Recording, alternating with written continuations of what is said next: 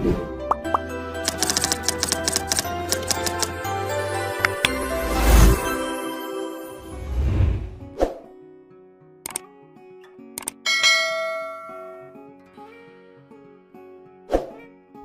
Everyone, मैं आकाशदीप साहू आपका Delhi IAS Raipur के यूट्यूब चैनल में हार्दिक स्वागत करता हूं। छत्तीसगढ़ राज्य की परीक्षाओं में आर्थिक सर्वेक्षण के महत्व को देखते हुए दिल्ली आईएएस रायपुर के द्वारा एक यूट्यूब श्रृंखला की शुरुआत की जा रही है, जिसमें हम आपको आर्थिक सर्वेक्षण वर्ष 2021-22 से संबंधित इम्पोर्टेंट मुद्दों पर डिटेल में चर्चा करेंगे। आशा करता हूं कि ये आपके एग्जाम के लिए बहुत बेनिफिशियल होगा। तो देर नहीं करते हुए आगे बढ़ते हैं। सबसे पहले तो हम ये देखते हैं कि आर्थिक सर्वेक्षण है क्या। तो आर्थिक सर्वेक्षण एक वार्षिक दस्तावेज है। आर्थिक सर्वेक्षण अर्थव्यवस्था से संबंधित डाटा का एक आधिकारिक स्रोत माना जाता है।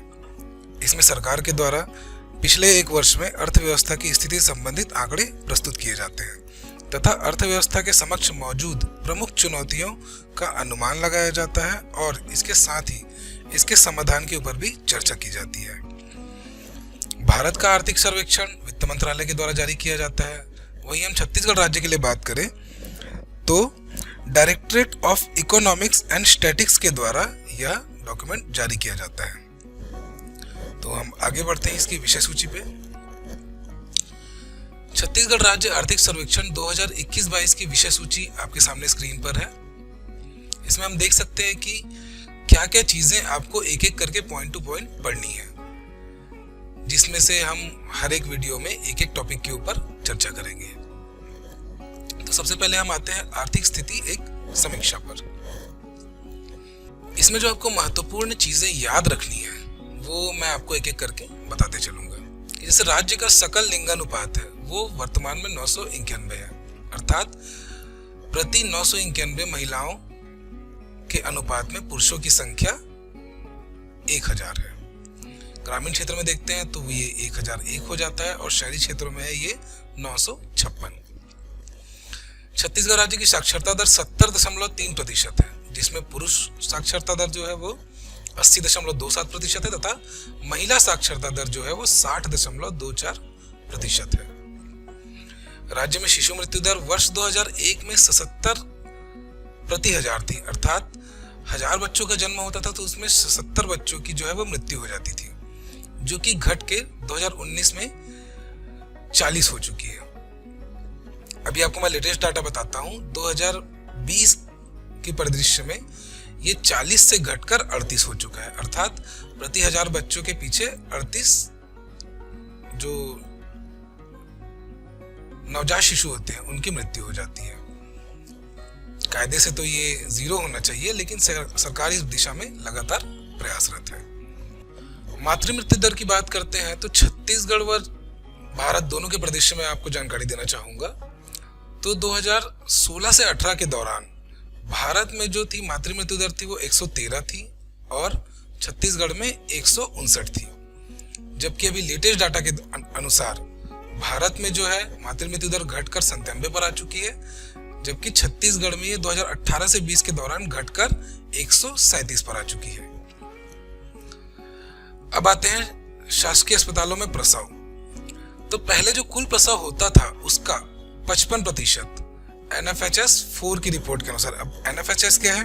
तो यह नेशनल फैमिली हेल्थ सर्वे अर्थात राष्ट्रीय परिवार स्वास्थ्य सर्वेक्षण 4 के अनुसार शासकीय अस्पतालों में प्रसव पहले 55.9% हुआ करता था कुल प्रसव का, और NFHS 5 की रिपोर्ट के अनुसार ये बढ़ के हो गया 70% तक के 2019 से 21 के दौरान। फिर आते हैं संस्थागत प्रसव की ओर।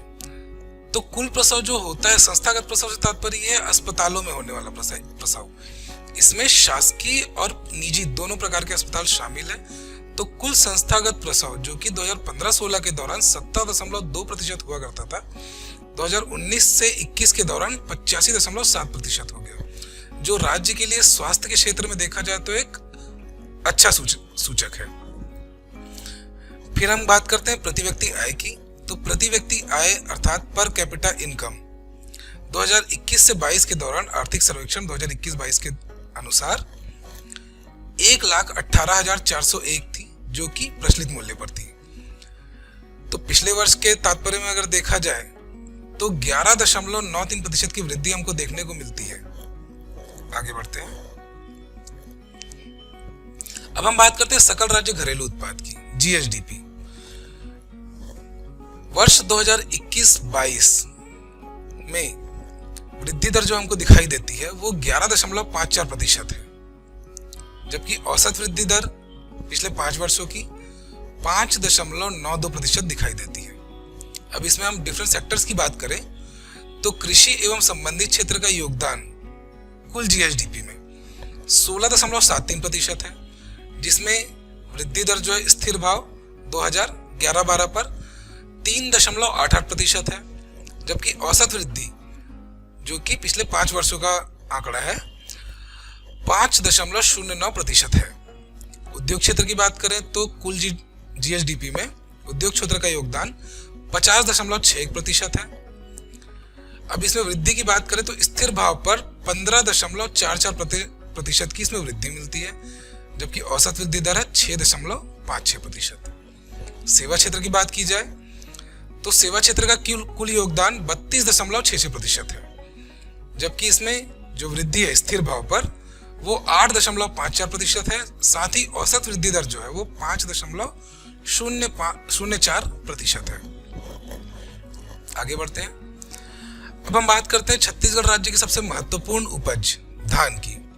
आप सभी को पता ही है छत्तीसगढ़ को धान का कटोरा कहा जाता है। तो सरकार जो है इस दिशा में और प्रयास करते हुए जो धान बोने वाले किसान हैं उनको समृद्ध बनाने के लिए और उनकी स्थिति में सुधार करने के लिए बहुत सारे प्रयास कर रही है। तो इसी दिशा में हम आगे बात करते हैं। तो किसानों को मिनिमम सपोर्ट प्राइस दिया जाता है धान बेचने के लिए, न्यूनतम समर्थन मूल्य। तो आर्थिक सर्वेक्षण 2021-22 के अनुसार सामान्य धान का मूल्य है 1940 रुपए और ग्रेड ए का मूल्य है 1960 रुपए। अब आप ये सोच रहे हैं कि छत्तीसगढ़ में तो धान 2500 रुपए प्रति क्विंटल के हिसाब से खरीदा जाता है, तो जो डिफरेंस जो अमाउंट है एमएसपी और 2500 के बीच का वो सरकार राजीव गांधी किसान न्याय योजना के माध्यम से किसानों तक पहुंचाती है। अब 2022-23 की बात करें, जो रिसेंट में जो धान खरीदी हो रही है उसमें सरकार ने समर्थन मूल्य में बढ़ोतरी की है और सामान्य धान का मूल्य बढ़ाकर 2040 रुपए कर दिया है, जबकि ग्रेड ए धान का मूल्य बढ़ाकर 2060 रुपए कर दिया है। अब धान खरीदी की बात करते हैं तो आर्थिक सर्वेक्षण 2021-22 के अनुसार 92.02 लाख मीट्रिक टन धान जो है वो सरकार के द्वारा खरीदा गया है। और रिसेंट टाइम्स की बात करें तो सरकार ने लक्ष्य रखा है कि 2022-23 में 120 लाख मीट्रिक टन धान की खरीदी की जाएगी। अब पंजीकृत किसानों की बात करते हैं तो कुल धान जो खरीदा गया था उसमें आर्थिक सर्वेक्षण 2021-22 के अनुसार 20.53 लाख किसान पंजीकृत थे, जबकि इस वर्ष की बात करें तो नवंबर के महीने में, नवंबर 2022 में 25.92 लाख किसान पंजीकृत थे धान बिक्री के लिए। ठीक है, आगे बढ़ते हैं। राजस्व प्राप्ति की बात करें तो वर्ष 2020-21 में राज्य शासन को कुल राजस्व प्राप्ति में 16.07% की बढ़ोतरी मिलती है, जबकि वर्ष 2021-22 में सरकार का अनुमान है कि इस वित्तीय वर्ष के अंत तक के 17.11% की कुल वृद्धि प्राप्त हो जाएगी। बैंकिंग के टर्म से बात करें तो राज्य में एटीएम्स की संख्या जो है वो 3320 है, जबकि बैंकों की शाखाएं हैं वो 3136 है कुल शाखाएं। अब मनरेगा की बात करते हैं जो एक बहुत महत्वपूर्ण योजना है, इसके बारे में आप लोग को जानकारी होनी चाहिए। तो इसमें कुछ एडिशनल जानकारी मैं आपको देता हूँ। जैसे इसका फॉर्मेशन जो हुआ था वो 2 फरवरी 2006 को हुआ था। तब इसका नाम था राष्ट्रीय ग्रामीण रोजगार गारंटी योजना। इसके लिए एक एक्ट लाया गया था जो कि 2005 में लाया गया था और योजना जो लॉन्च हुई थी वो 2006 में लॉन्च हुई थी। इसके बाद में फिर 2 अक्टूबर 2009 को नरेगा से नाम बदलकर इसका मनरेगा कर दिया गया, महात्मा गांधी राष्ट्रीय ग्रामीण रोजगार गारंटी योजना।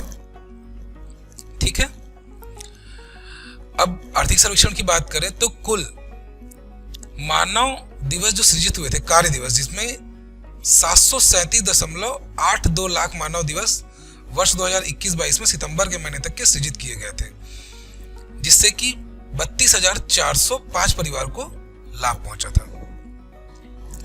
उम्मीद करता हूं कि अभी तक मैंने जो आपको जानकारी दी है वो आप लोगों को समझ में आई होगी। ये सीरीज हम जारी रखेंगे और विषय सूची के अनुसार हर एक चैप्टर पर एक आपको डिटेल में वीडियो मिलेगा। धन्यवाद।